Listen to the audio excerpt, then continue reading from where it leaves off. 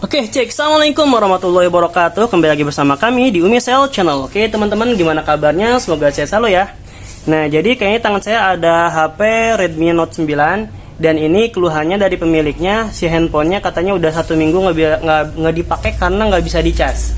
Jadi awalnya dipakai normal, kemudian karena ada HP baru, terus si bapaknya bilang HP ini nggak dipakai. Pas seminggu kemudian dicoba cek, katanya mati, dan dicas juga nggak bisa. Jadi kalau dicas tuh cuman muncul logo seperti ini. Jadi masuk di logo Redmi, kemudian mati lagi. Nah, kayak gini. Jadi mati hidup ya. Nah, kalau dugaan kita, jadi praduga sementara saya bilang ke bapaknya, Pak, ini bisa jadi dari baterainya yang kosong banget. Jadi dalam keadaan baterai kosong, dia nggak bakal bisa ngisi, teman-teman. Jadi perlu adanya tembak baterai.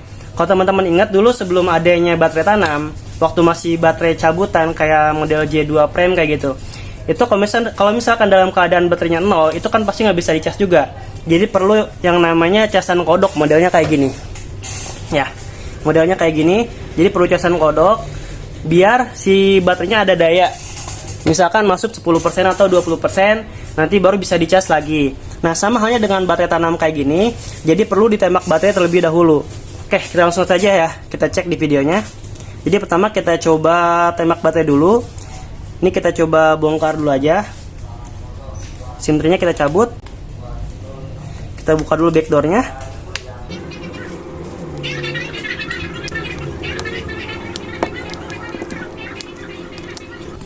Oke, lanjut kita buka semua baut yang menutupi si bagian mesinnya ini, teman-teman ya.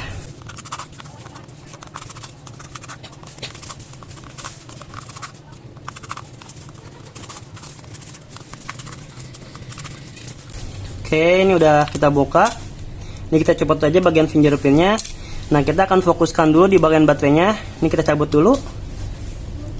Nah, untuk tembak baterainya, ini kita cabut dulu aja ya. Nah, untuk tembak baterainya di sini kita fokus dulu. Karena belakangnya ini ada kayak besi gitu. Jadi perlu kita tutup dulu pakai lakban. Nah, bebas mau lakban apa aja. Kalau kita pakai ini di sini pakai lakban kertas.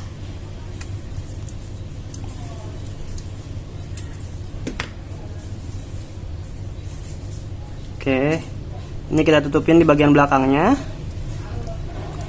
Kemudian power supply-nya kita setel di 4 volt ya.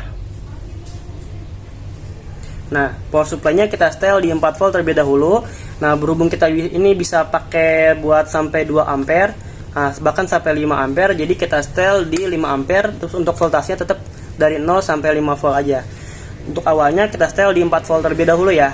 Nanti bisa kita setup sampai ke 4,5 volt ya. Oke. Nah, seperti biasa untuk yang merahnya ada di plus, untuk yang minnya adanya. Untuk yang hitamnya diletakkan di min ya. Nah, di sini kita bisa lihat ada plus, ada minnya di sebelah sini. Yang plusnya berarti di bawah, yang minnya di sebelah atas. Oke. Nah, di sini kita bisa lihat. Nah, di sini udah naik di 12 ampere ya. Kita bisa setel masuk ke 4,5 lah gitu. Nah, udah masuk di 0,87 ampere. Ini kita tungguin ya kurang lebih sekitar setengah jam dari sekarang. Nanti setelah itu baru kita cek si handphonenya normal apa enggak setelah kita tembak baterai ya.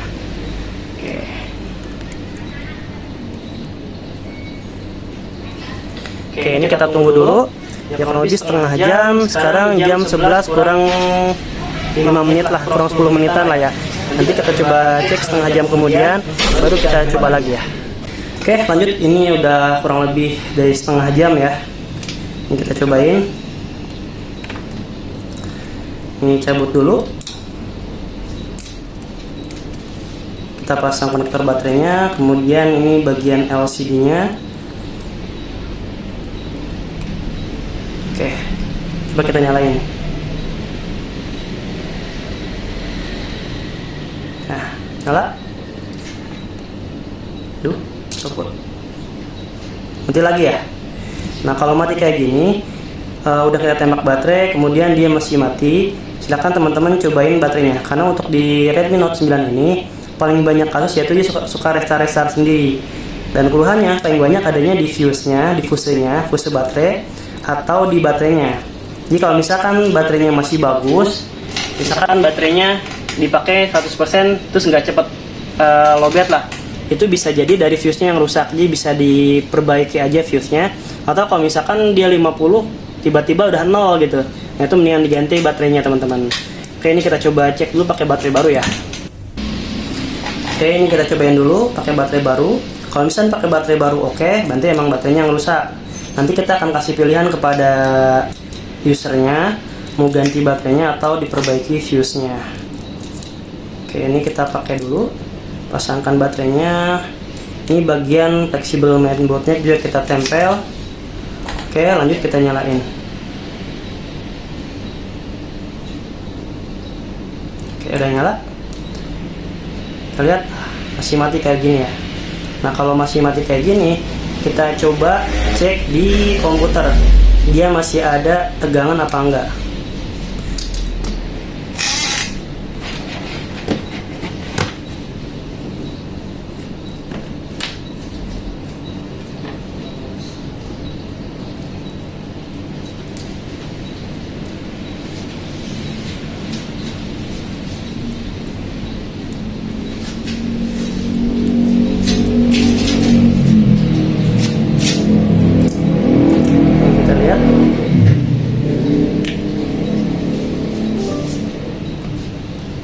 Kita buka device manajernya. Di sini masih terdeteksi MediaTek. Nanti bisa jadi softwarenya nih yang bermasalah teman-teman. Jadi perlu di flashing dan resikonya datanya hilang semua. Tapi karena ini belum kita kasih tahu pemiliknya, kita akan informasi dulu ke pemiliknya. Kalau misalkan orangnya oke, kita lanjut ke step kedua, yaitu kita coba flashing. Cuman kalau misalkan orangnya nggak mau, ya udah berarti sampai sini aja tutorialnya teman-teman ya. Yang penting teman-teman tahu step-stepnya. Oke, terima kasih dari kita. Jangan lupa bantu like dan subscribe, dukung channel kita biar lebih berkembang dan bermanfaat teman-teman. Assalamualaikum warahmatullahi wabarakatuh.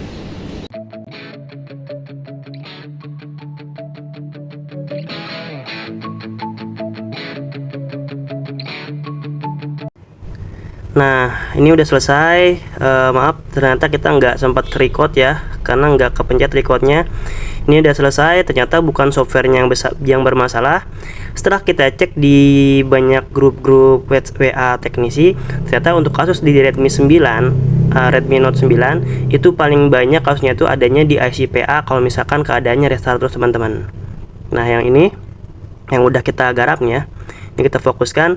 Jadi untuk sebelumnya yang kita bahas itu emang dasarnya, dan ternyata di Redmi Note 9 ini ada kasus viralnya, bahasanya gitu ya.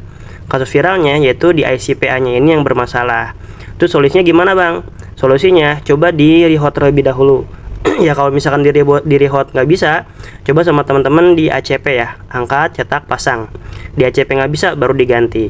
Nah, untuk kali ini kita nggak nge-ACP ataupun pergantian, jadi cukup kita rehost doang. Untuk panasnya di 350 dan untuk anginnya di 25, kurang lebih sekitar 15 detik kita cobain rehost, dan alhamdulillah doang sepertinya teman-teman. Oke, terima kasih buat teman-teman yang belum coba, silahkan dicoba, dan ini pun pertama kali kita nyobain ya. Dan terima kasih buat grup-grup yang nge-share